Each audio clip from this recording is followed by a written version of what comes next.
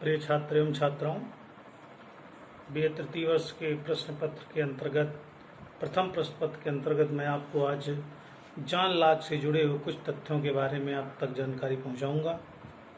जैसा कि आपको ज्ञात है कि इसके पूर्व की क्लास में मैंने जॉन लॉक के जीवन दर्शन पर प्रकाश डाला था, उसकी प्रमुख रचनाओं पर प्रकाश डाला, उसकी शिक्षा व्यवस्था पर प्रकाश डाला, उसके जीवन दर्शन से जुड़े हुए कौन कौन से कार्य हैं उन पर प्रकाश डाला। ये तमाम सारे तथ्यों के बारे में हमने जानकारी प्राप्त की।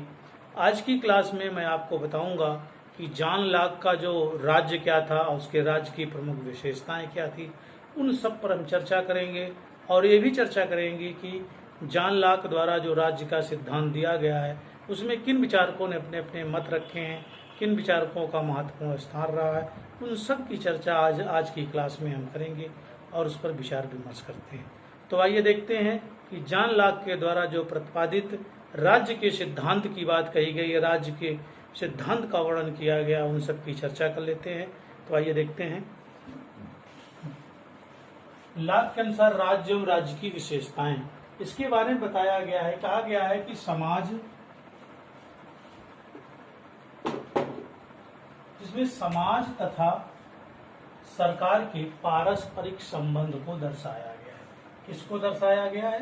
पारस्परिक संबंध को सूचित करने के लिए लॉक ने एक संविदा की व्यवस्था की है, अर्थात एक कॉन्ट्रैक्ट की व्यवस्था की है और उन्होंने उसको संविदा के स्थान पर संविदा नाम देकर उन्होंने कौन सा नाम दे रखा है? ट्रस्ट शब्द का प्रयोग किया है। अर्थात कहने का मतलब समाज और सरकार के मध्य जो पारस्परिक संबंध है उसको संविदा न कह के उन्होंने ट्रस्ट का नाम दिया है। ठीक, आइए अगले क्रम में चर्चा करते हैं कि वो सरकार को समाज के अधीन रखना चाहता है। कौन रखना चाहता है? लॉक। लॉक का मानना है कि सरकार को समाज के अधीन रहना चाहिए, अधीन रखना चाहिए और वो इस बात पर जोर देता है कि सरकार जनहित के लिए स्थापित हो। सरकार की जो स्थापना की जाए वो जनता के हित के लिए है, जिसमें जनता का कल्याण हो, वही सरकार होनी चाहिए। लॉक जैसे विचारकों का मानना, जॉन लॉक कहते हैं कि मनुष्यों के राज्य में संगठित होने तथा अपने आप को सरकार के अधीन रखने का महान एवं मुख्य उद्देश्य अपनी संपत्ति की रक्षा करना है। लॉक कहते हैं कि मनुष्यों के समाज में संगठित होने तथा अपने आप को सरकार के अधीन रखने, यानी मनुष्य जो समाज में एकत्रित हुआ है उसका मुख्य उद्देश्य क्या था? संपत्ति की रक्षा हो, उसकी संपत्ति की रक्षा हो। और दूसरा क्या, वो सरकार के अधीन रहने क्यों आतुर था? जिससे कि उसकी संपत्ति की रक्षा हो सके और उसका मुख्य उद्देश्य क्या था? अपनी संपत्ति की रक्षा। ठीक, तो हार्मोन जैसे विचारक मानते हैं कि लॉक के युग की अगर चर्चा की जाए तो लॉक के युग में न्याय का कार्य भी कार्यपालिका के अधीन माना जाता था। अर्थात लॉक के युग की अगर चर्चा की जाए तो उसमें स्पष्ट होता है, साफ जाहिर होता है कि न्याय की जो व्यवस्था थी, न्याय का भी कार्य कौन करता था? कार्यपालिका का मुखिया करता था। अर्थात जैसे राजा अगर होता था तो वो न्याय का काम भी देखता था। ठीक, अतः लॉक इसके लिए पृथक न्यायपालिका की व्यवस्था नहीं करता। अर्थात लॉक के अनुसार अगर हम चर्चा करें तो लॉक के शासनकाल में, लॉक के युग में पृथक न्यायपालिका की कोई व्यवस्था नहीं थी। वो बताता, निसंदेह वो कहता है कि पृथक तथा निष्पक्ष न्यायपालिका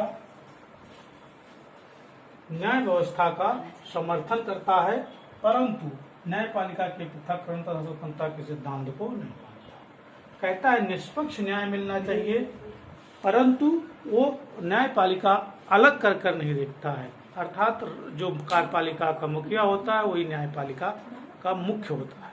ठीक, तो ये क्रम में हम देख सकते हैं, इस तरह से इसकी चर्चा की गई है। ठीक,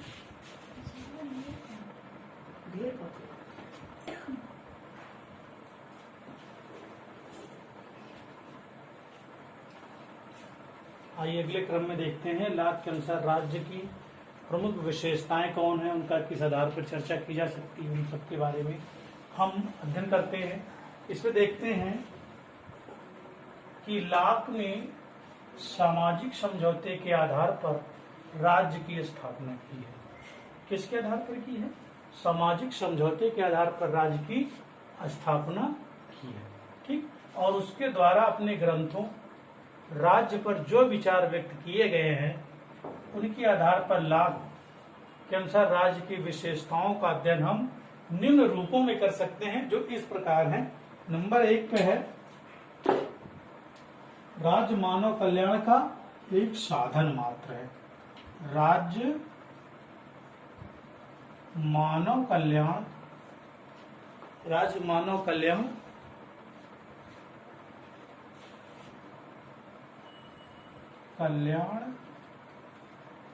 का मात्र साधन है, ठीक। दूसरे तथ्य पे अगर चर्चा करें, दूसरे पॉइंट पे अगर चर्चा करें, तो दूसरा पॉइंट है वो है राज्य का आधार है जन सहमति। राज्य का आधार है जन सहमति, ठीक। तीसरा है सीमित सत्ता वाला राज्य। सीमित सत्ता वाला राज्य। चौथा है संवैधानिक राज्य। क्या है? संवैधानिक राज्य।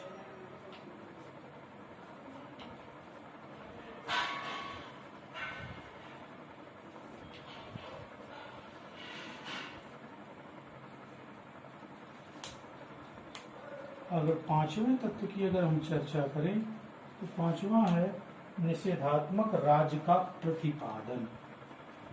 निषेधात्मक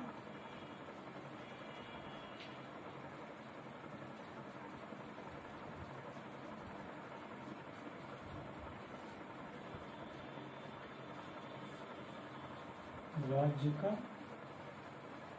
प्रतिपादन। तो इस आधार पर हम देख सकते हैं कि राज्य की प्रमुख विशेषताएं हैं जिनका वर्णन हम इस रूप में कर सकते हैं। पहला क्या है? राज्य मानव कल्याण का मात्र क्या है? साधन है, साधन के अलावा वो कुछ नहीं है। दूसरा है राज्य का आधार जन सहमति, अर्थात राज्य का जो आधार है, मेन बिंदु है, वो जन सहमति है। और तीसरा है सीमित सत्ता वाला राज्य, अर्थात जो सीमित सत्ता है वो राज्य की कल्पना होनी चाहिए, सीमित सत्ता वाला राज्य होना चाहिए। चौथा क्या है? संवैधानिक राज्य, अर्थात जो संविधान का प्रतिपादन करता हो, जो संविधान के अनुसार चलता हो, ऐसे राज्य की स्थापना होना चाहिए।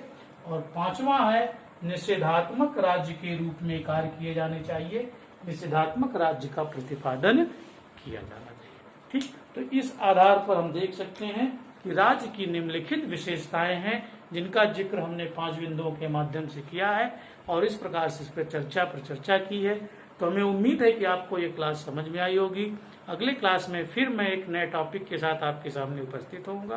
तब तक के लिए धन्यवाद।